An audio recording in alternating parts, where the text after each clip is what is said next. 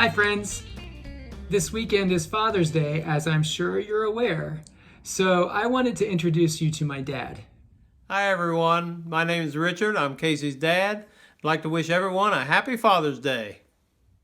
I thought about telling you a whole bunch of experiences with my dad that I remember, but then I was afraid that that might be like watching somebody else's home movies.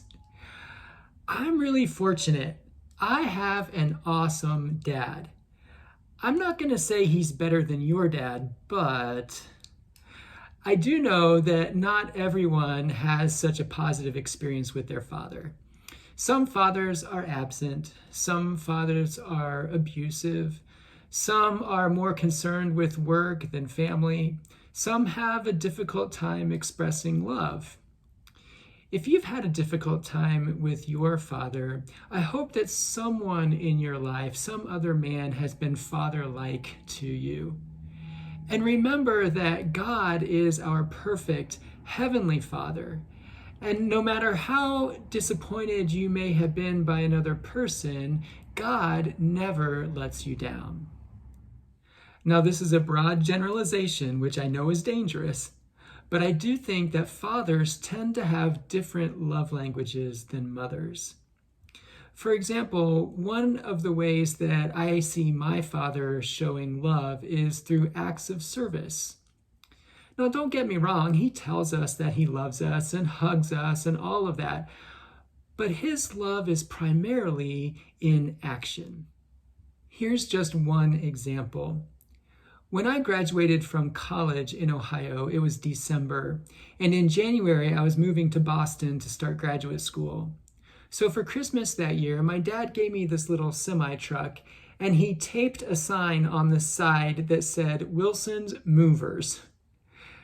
I've kept this in my toolbox all these years. The tape let go of the sign a long time ago, but it reminds me of the time when my mom and dad drove me across the country in the middle of winter to the Northeast in a terrible snowstorm to move me in.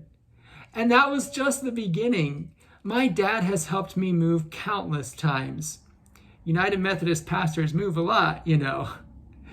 Anyway, that's one way that my dad has shown me love.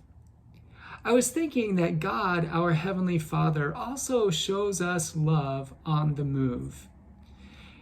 One of the primary foundational stories of our faith is when God moved the Hebrew people from Egypt to the Promised Land. In the New Testament, Jesus and the disciples are always on the move, and later the Apostle Paul travels on many missionary journeys. God is always helping us move. God helps us to move from a life of sin to a life of grace. God helps us to move from childhood to maturity, whether it's in years or in faith. God helps us to move from skepticism to generosity, from fear to love, from division to unity. God is always helping us to move. And in the process, God is also helping us to know what to bring along and what to leave behind.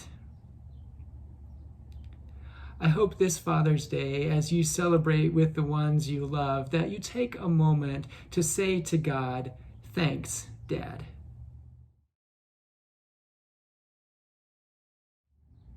My dad has a great sense of humor. He also has the uncanny ability to fall asleep just about anywhere, anytime. Actually, that's a trait that all of his children have inherited.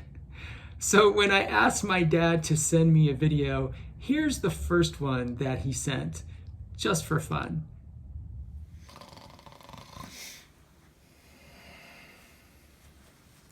Is it Father's Day yet? I love my dad. Happy Father's Day, everybody.